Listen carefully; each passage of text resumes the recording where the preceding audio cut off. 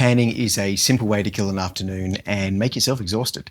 The concept is pretty simple. Use a slow shutter like 1/30th of a second to separate a moving object from a chaotic background. Hundreds of your shots will be useless. A rare few will be perfection. And those are the ones you show your friends.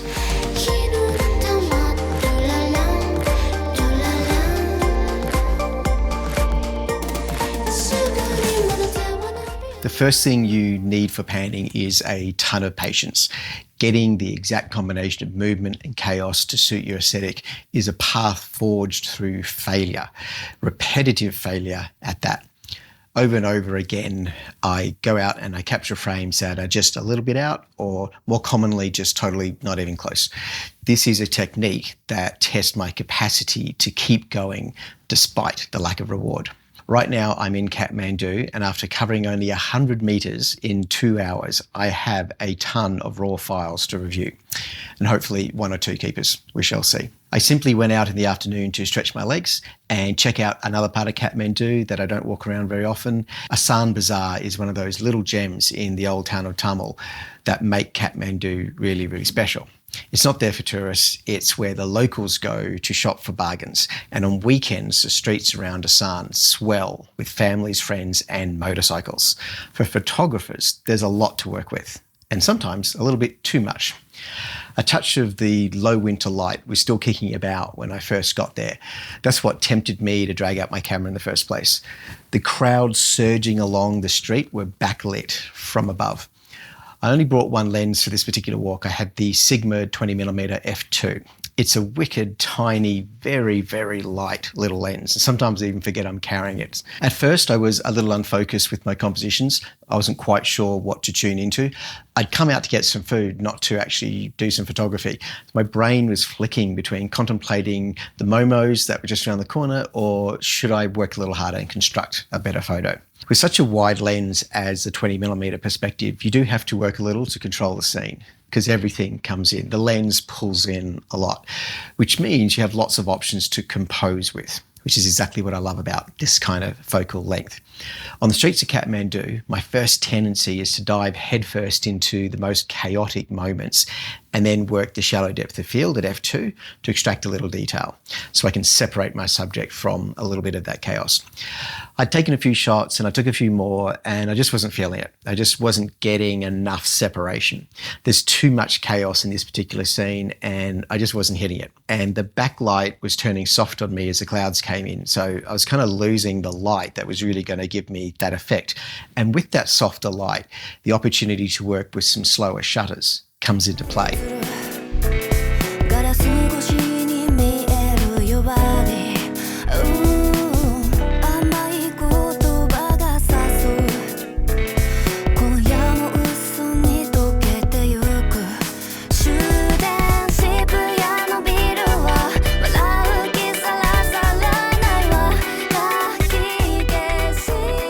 The advantage of this technique is that you're not restricted to wide apertures to have a go.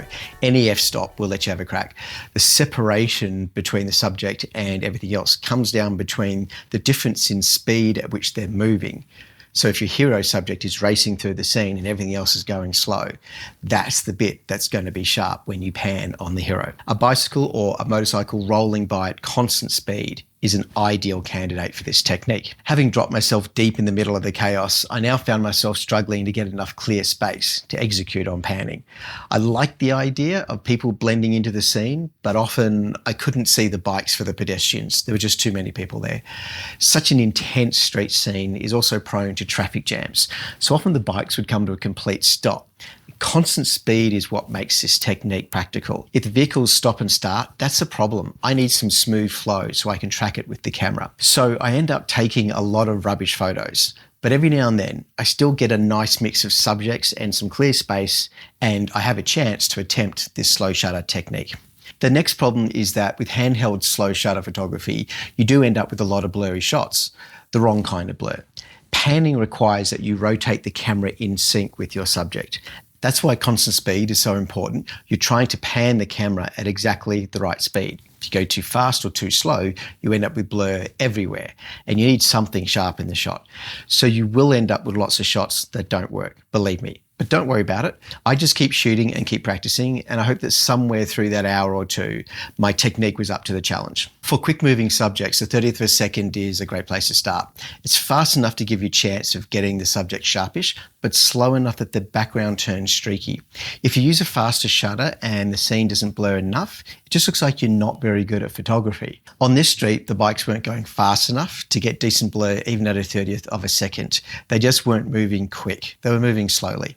I had to push harder and use an even slower shutter, which means I'll end up with even more shots that are blurry and that I don't want to keep. The other challenge with panning is that you end up spending an hour more for the sake of effectively just 1 or 2 shots. Even if you have a dozen keepers, how many of the same style do you really need?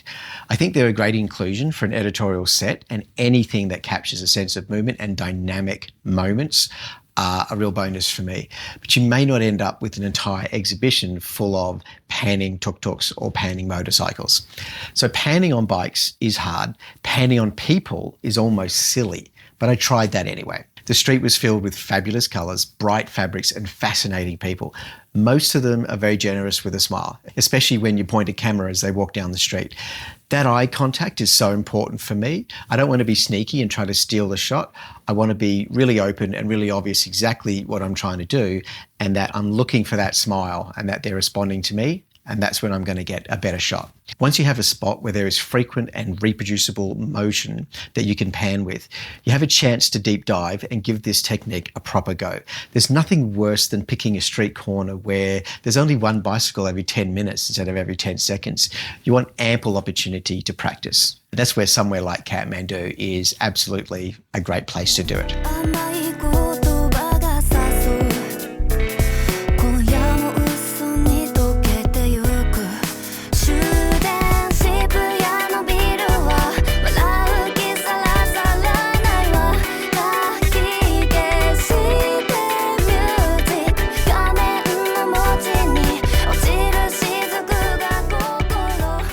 Once you've picked a spot to shoot, here's a few things that I think will make a difference to your success. The first is to decide whether to shoot with autofocus or not. On my older DSLR gear, the speed of the autofocus wasn't always capable of getting a lock on something quickly coming at me. It's not such an issue if you're shooting at f8, but if the light is slow and you're shooting at f2, then being out of focus would be a real shame, having nailed the actual panning speed. If your subjects are moving through the exact same section of road each time, then you can get a focus lock and switch to manual, knowing that they're going to pass through that point and your focus is going to be in the right spot. Locking down the focus simply removes one more variable from the chaos of the moment. In my case, my subjects were all over the place, so I had to rely on autofocus. Most mirrorless cameras are pretty good with focus though. How you want to drive your focus can vary according to how you want to compose the shot. If you shoot dead square to your subjects, which can look nice, you often will miss the moment, but just by a little bit. Because if they're just past you or just forward and you've missed the shot, that's kind of a shame. Even with a high continuous burst, you might miss that exact moment. Also, I find that compositions with the subject still moving towards me to be very pleasing. I can see their face, I can see their expression, and it's a little bit more connected, side on or just a little towards something good to aim for me. The view from behind, I don't like so much because once they pass, it's not really a shot that I want. You may want to move the zone for the autofocus to match the direction that the travel's coming from. The subjects are coming from left to screen, then move the focus a little to the left as well. So you're locking on before they've crossed into the center of the frame. If you were to leave the focus dead in the center, then you'll end up with subjects that are already leaving the frame by the time the shutter goes off. So it looks like they're exiting the frame instead of moving into the frame. And from a compositional point of view, it just looks better if there's a bit of space in front of them instead of behind. And when I say in focus, keep in mind that part of your subject may be sharp while the rest of the bike or the torso or maybe the passenger behind them is not sharp. Relative speed, the angular motion to match with the camera at the front of the bike is different to the rear. So you're not just trying to get a bike sharp, you're aiming for a particular part of the bike. The face of the person is usually the bit that you're going to want to nail. If you have more than one person on the bike, then often you'll find one or the other is sharp, but it's rarely that you're going to get both of them unless you're absolutely side on. So this stuff is genuinely tricky. A high-speed continuous burst helps too. Usually it's the first frame or maybe the second one that I nail, but sometimes it's further along than that, and it can be quite a long way through the sequence sometimes too. Having lots of frames captured very close together can be the difference between a perfect shot and missing out by just that little bit. I cannot believe how often I manage to get my subject sharp only to discover that they blink their eyes at the exact moment, or they turn their head to look at a shop window, or a pigeon flies across the scene and spoils the frame. Lots of things can get in the way. Whatever your maximum burst speed is, that's the one you probably want. My basic camera setup is pretty simple, and I use one of the custom memory settings to keep it on hand, ready to jump into action when I see an opportunity, like I did today. I'm shooting on shutter priority, starting at a 30th of a second with auto ISO, so the aperture and ISO can jump about as needed to match the light. I have a generous size autofocus box, and the touchscreen is configured to let me move it to the left or the right, depending on which way the traffic is flowing from my compositions. High speed continuous burst mode is set to maximum, and we're shooting RAW as always. The final consideration here is what lens to shoot with. I prefer wide, and in tight streets you may need to be very wide. You need a little breathing room in the composition so the motion blur effect has room to paint in around your subject. You don't want it tight. 35mm is often good, or maybe 24mm. In this occasion I had the 20mm on me, and I found that was marvellous, especially in the constrained tight laneways of Kathmandu.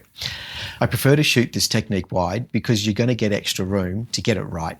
Imagine trying to shoot this with a 200mm telephoto by comparison, and suddenly the level of accuracy required when moving that lens is going to have to be much, much greater. So that's why for street scenes I like to aim for around the 24mm mark, more or less. One more consideration here is simply the nature of the street scene in your background. Sometimes a range of popping lights and vibrant streaks really add something to a scene, whereas heavy and dark backgrounds don't appeal to me quite so much. I want a little life to match the dynamic vibe of the panning blur.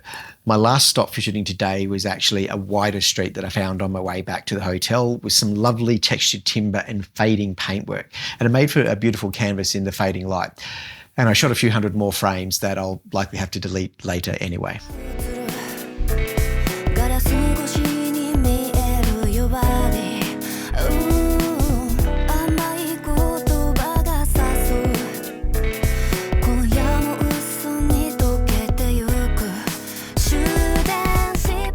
Returning to my hotel room, my camera bag feels heavy from the weight of 2,477 frames waiting to be downloaded.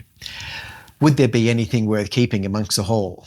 Would at least some of the more interesting moments have made it into the in focus and not blurry category? Some of the bikes scooting past me are more interesting than others, like when a family of four is squeezed onto a single bike, or the army soldier with the twirly moustache pedalling past on a bicycle, or the kid with a puppy hugging it all the way down the street. Will any of my favourite moments have proved successful today? It took a while to dig through 34 gig of raw files. I drop them into Capture One and I take a shower while the laptop indexes everything for me. Once indexed, it's much faster to jump from one frame to another, so you're not wasting time waiting for something to redraw on screen. There are AI tools these days that will also collate the best pics based on how much of the scene is in focus.